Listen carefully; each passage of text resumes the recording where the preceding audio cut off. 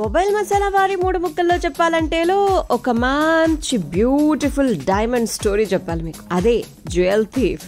500 కోట్ల విలువైన diamond robbery చేశారే Saif Ali Khan.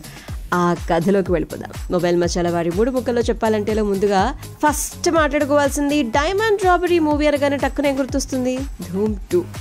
Indian cinema ప్రేక్షకులను అంతలా థ్రిల్ చేసింది ఆ సినిమా. అదే కాన్సెప్ట్తో రూపొందించబడినటువంటి మరొక సినిమానే బాలీవుడ్ మూవీనే జ్యువెల్ థీఫ్ అనమాట. So Saif Ali Khan and Jaideep, Nikita and Kunal Kapoor వీళ్ళందరూ ప్రధాన పాత్రల్లో కూకీ గులాటీ అండ్ రాబీ సంయుక్తంగా తెరకెక్కించినటువంటి సినిమా డైరెక్ట్ గా నెట్ఫ్లిక్స్ లోకి వచ్చేసింది అనమాట. సో ఇదొక యాక్షన్ థ్రిల్లర్ అని చెప్పాలన్నమాట. So heist action thriller audience మనసుకి నచ్చిందా లేదా అన్న వివరాల్లోకి వెళ్ళిపోవాలంటే ముందుగా మొదటి మాట కథ. రెహాన్ రాయ్ విలువైన వజ్రాలు దొంగతనం చేస్తూ ప్రపంచ దేశాల నుండి చుట్టుముట్టేస్తూ ఉంటాడు.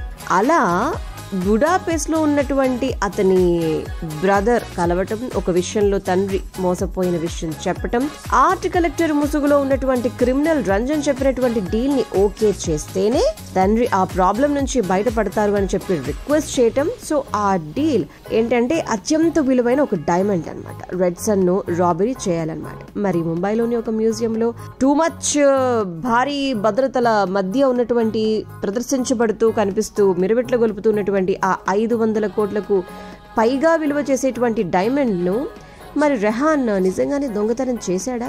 అండ్ రెహాన్ అరెస్ట్ చేయాలని చెప్పి ఎప్పటి నుంచి ట్రై చేస్తున్నటువంటి special task force officer Vikram Patel అతన్ని పట్టుకున్నాడా?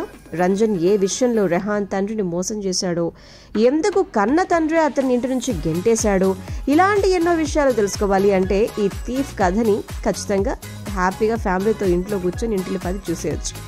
నెంబర్ 2, స్టార్ హీరో సైఫ్ నటించడం, వార్, ఫైటర్ లాంటి హిట్ సినిమాల డైరెక్టర్ సిద్ధార్థ్ ఆనంద్ దీన్ని ప్రొడ్యూస్ చేయడంతో సినిమాకి సంబంధించిన కథ విన్నప్పటి నుంచి ప్రేక్షకుల్లో ఈ సినిమాపై మంచి ఇంట్రెస్ట్ వచ్చిందనమాట.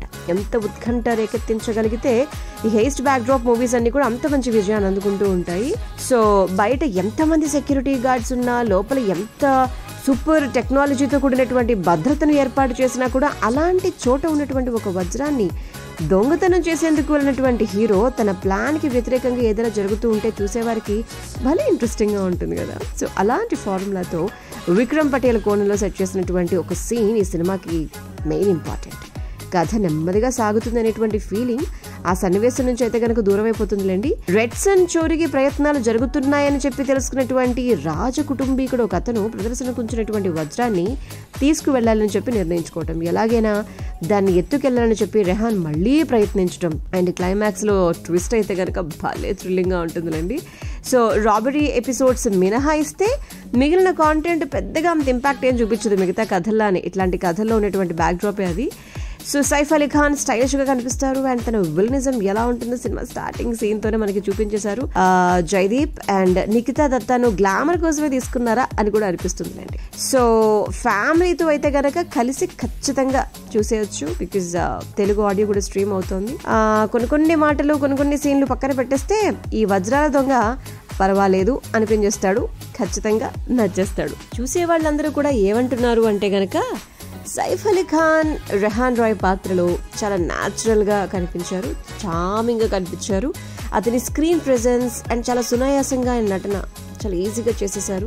పాత్రకి తగ్గట్టుగా తనను తాను మలుచుకుంటూ న్యాచురల్ గా పర్ఫామ్ చేశారు. కానీ స్క్రిప్ట్ పరిమితుల వల్ల కంప్లీట్ గా అతన్ని ఆకట్టుకునేలా ఇంకా పర్ఫామ్ చేయించలేకపోయారా అని అనిపించింది అని కూడా కొందరు అంటూ ఉన్నారు. అండ్ రాజన్ క్యారెక్టర్ లో జయదీప్ స్క్రీన్ ప్రెజెన్స్ సినిమాకు కొంత బలాన్ని ఇచ్చిందని చెప్పాలి, కానీ మేకర్స్ అతన్ని కూడా పూర్తిగా ఉపయోగించుకోలేకపోయారు అనేటువంటి మాట కూడా వినిపిస్తుంది. So Kunal Kapoor, Nikita Dutta supporting roles ఏదో పేరుకున్నాయి అనిపించినా సినిమా ముంబై అండ్ బుడాపెస్ట్, ఇస్తాంబుల్ నగరాల్లో షూట్ చేయడం జరిగిందనమాట. కాబట్టి విజువల్స్ అన్ని కూడా చాలా గ్రాండ్ గా అనిపిస్తూ ఉంటాయి. Neon pink and red lighting వల్ల సినిమాటోగ్రఫీ కొన్ని సన్నివేశాలకు మంచి స్టైలిష్ టచ్ ని కూడా ఇవ్వడం జరిగిందనమాట. అండ్ యాక్షన్ సీక్వెన్స్లు, ముఖ్యంగా చేజింగ్ సీన్స్ ఈ సినిమాకి హైలైట్ అని చెప్పాలి.